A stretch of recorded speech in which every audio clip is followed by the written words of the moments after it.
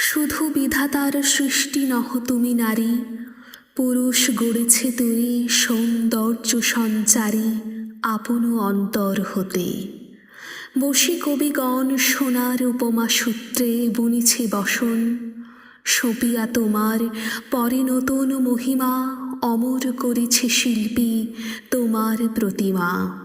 কত বর্ণ কত গন্ধ ভূষণ কত না, সিন্ধু হতে মুক্তা আসে খনি হতে সোনা। বসন্তের বন হতে আসে পুষ্পভার, চরণ রাঙাতে কীট দেয় প্রাণ তার। লজ্জা দিয়ে সজ্জা দিয়ে দিয়ে আবরণ, তোমারে দুর্লভ করি করেছে গোপন।